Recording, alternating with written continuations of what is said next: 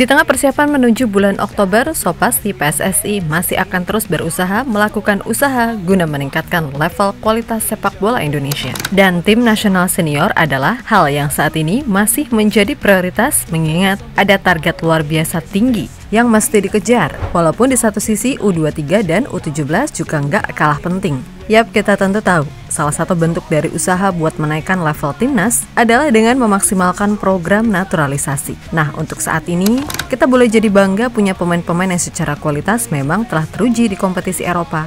Bahkan beberapa di antaranya sekarang bermain di liga-liga ternama Eropa, terutama yang 5 top seperti Kevin Dix, Jesus, dan Emil Audero. Tentu saja melihat sikon yang ada, wajar jika para rival dari ASEAN merasa iri, terutama Malaysia, yang biar gimana pun adalah rival paling bebuyutan kita. Nah, baru-baru ini media Malaysia kembali bikin panas suasana, yang mana kepindahan Kapten Timnas Indonesia Jesus dari Venezia ke Sassuolo yang jadi bahan sindiran. Yap, akun X asal Malaysia, @OneFootballM, secara terang-terangan menulis kalau La Liga lebih besar dari Serie A, di mana itu udah jelas mengacu pada pemain naturalisasi mereka, Facundo Garces, yang kini bermain di La Liga bersama Deportivo Alaves. Lucunya, bukannya dapat validasi, yang ada mereka justru dibuat malu oleh narasinya sendiri. Sebab dilihat dari sisi manapun, memang benar kalau dari sisi Liga, La Liga lebih bagus dari Serie A. Tapi kalau bicara soal MV dan kualitas Jesus, jelas jauh di atas Facundo. Dan Malaysia nggak sadar kalau mereka cuma bisa banggain si Facundo doang, sedangkan Indonesia masih punya 14 pemain lain yang merumput di Eropa. Kemudian dari sisi prestasi, bahkan mulai dari kelompok umur sampai senior, Indonesia masih jauh lebih oke, khususnya dalam 2 tahunan terakhir. Tapi kita nggak pernah seberisik itu, bahkan di level U17, Indonesia jadi satu-satunya wakil ASEAN di Piala Dunia. Akan segrup dengan Honduras, Zambia, dan Brazil di grup H. Plus jangan lupa, di level senior Indonesia juga tim ASEAN paling sukses di kualifikasi Piala Dunia karena sanggup meraih poin tertinggi plus kini membuka peluang menciptakan sejarah baru. Yang mana seketika hal itu menjadi sorotan di mana-mana, termasuk beberapa legenda Brazil yang pernah berkunjung ke Indonesia seperti Roberto Carlos ataupun Ricardo Kakak.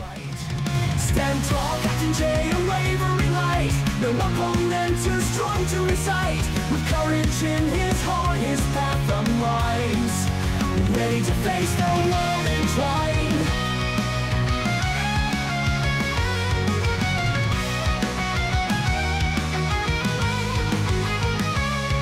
On the field, we stand.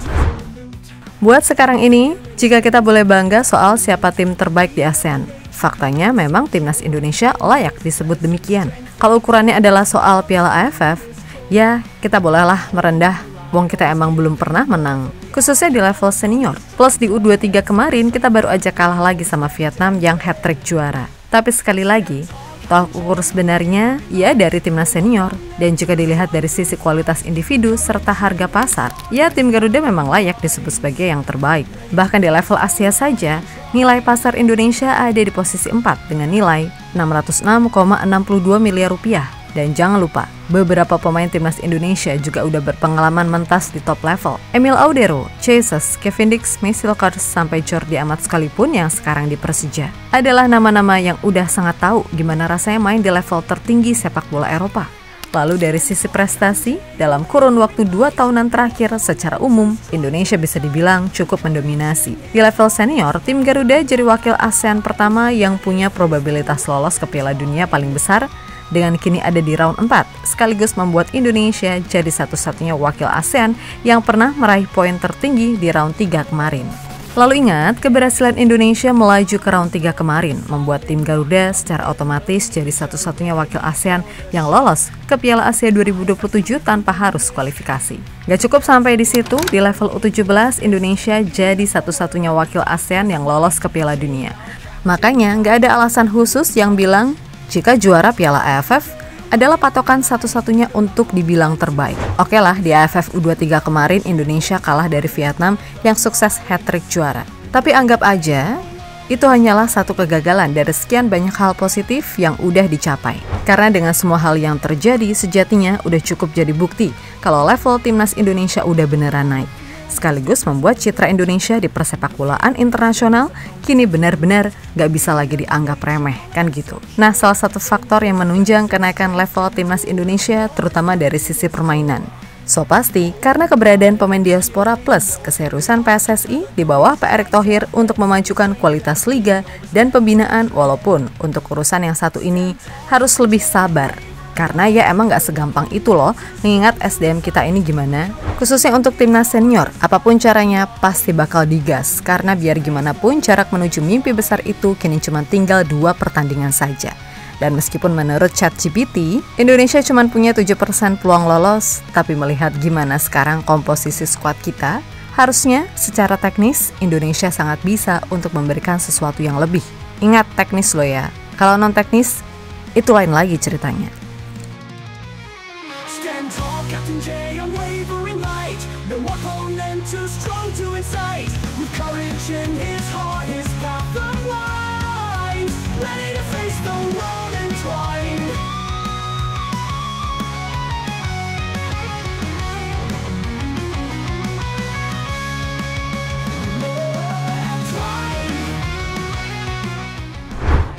Ya, melihat fakta-fakta barusan, pastilah ada aja tetangga yang sirik dan kepanasan. Dan Malaysia bukan rahasia lagi jadi salah satunya, selain tentunya Vietnam juga sih. Nah, kalau dari Vietnam, ada media Dantri yang merasa kalau timnas Indonesia sekarang benar-benar gak masuk akal. Karena untuk ukuran tim ASEAN, Indonesia dinilai terlalu mahal. Terbaru, media itu juga mengomentari soal kepindahan Jesus ke Sassuolo yang memakan biaya transfer 3 kali lipat lebih mahal dari Chanatip Songkrasin saat direkrut Kawasaki Frontale dari Consadole Sapporo dengan transfer 3,9 juta euro pada 2022 silam. Nah, transfer tersebut ketika itu aja udah menghebohkan karena nilainya yang besar. Tapi Indonesia seolah membuat hal itu biasa aja. Kemudian yang paling fresh tapi agak kocak, ya siapa lagi kalau bukan media asal tetangga sebelah. Yap, akun X asal Malaysia, @OneFootballM, secara terang-terangan menulis kalau La Liga lebih besar dari Serie A, di mana itu udah jelas mengacu pada pemain naturalisasi mereka, Facundo Garces, yang kini bermain di La Liga bersama Deportivo Alaves. Lucunya, bukannya dapat validasi, yang ada mereka justru dibuat malu oleh narasinya sendiri.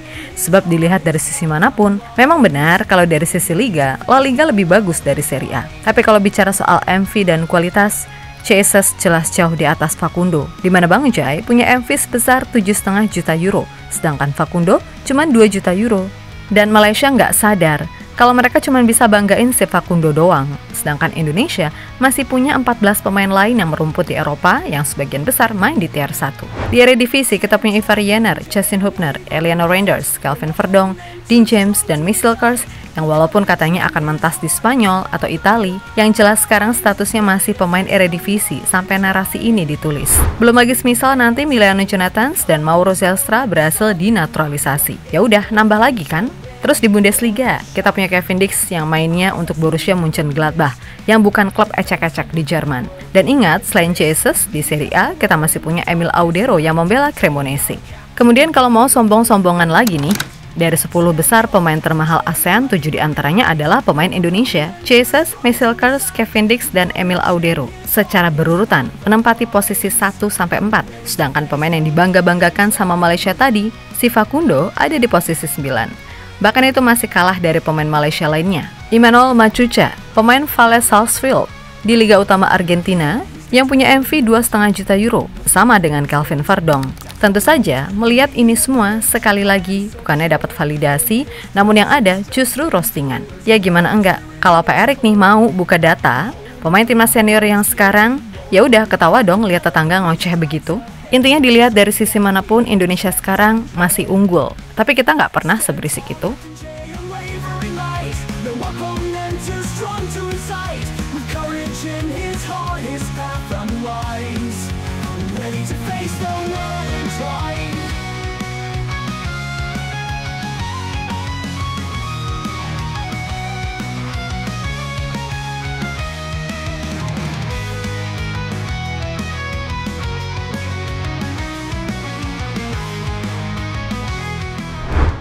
Lebih lanjut, kalau sombong-sombongan lagi, Indonesia di level U17 udah memastikan diri jadi satu-satunya wakil ASEAN yang lolos ke Piala Dunia dan secara resmi akan tergabung di grup H bersama Zambia, Honduras, dan Brazil.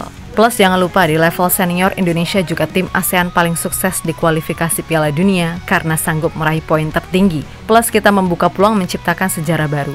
Yang mana? Seketika, hal itu menjadi sorotan di mana-mana, termasuk beberapa legenda Brasil yang pernah berkunjung ke Indonesia seperti Roberto Carlos ataupun Ricardo Kakak. Yap, Roberto Carlos secara khusus pernah menyebut jika Indonesia sangat bisa untuk lolos ke panggung tertinggi serta memiliki potensi yang bagus. Hanya saja, yang paling mendasar dari ini adalah perlunya membangun mental yang tangguh dan harus bisa lebih menikmati pertandingan layaknya mereka ketika tampil di Eropa.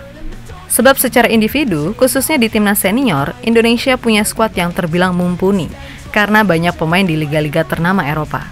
Potensinya sangat besar, mungkin kekurangannya hanya terletak pada kualitas kerjasama tim dan kekuatan mental, ucap mantan pemain Real Madrid tersebut. Adapun Ricardo Kakak yang pada tahun 2023 lalu berkunjung ke Indonesia, menekankan pentingnya memiliki mimpi dan keteguhan dalam mewujudkannya, terutama untuk mencapai panggung tertinggi. Kemudian ia juga menyoroti semangat baru yang harus dimiliki setiap pemain untuk menghadapi tantangan dan memberikan yang terbaik. Yang jelas, dua legenda tadi berharap Indonesia bisa mencapai batas tertinggi potensinya dan akan menjadi hal yang menarik kalau semisal tim Garuda lolos, amin, bisa segrup sama Brazil yang mana itu akan jadi sebuah pengalaman luar biasa.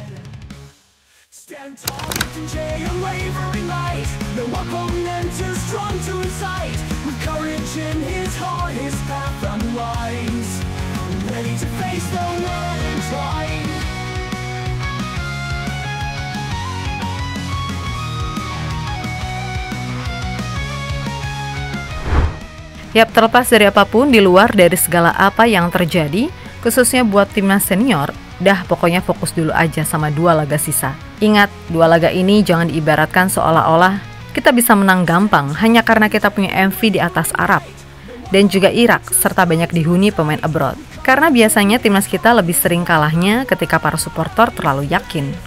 Tapi giliran pesimis, malah menang. Ya mirip-mirip MU gitulah. Pokoknya buat semua pemain, kencengin lagi yuk gasnya di klub masing-masing. Dan buat Tom Haye, yuk tes yuk. Semoga Lekdang dapat klub baru. Begitu pula Mesilkers, moga-moga bisa nemu tim yang sesuai, semisal mau di luar Eredivisie. So buat semua elemen timnas, tetap semangat dan sukses selalu. Oke, kita Garuda.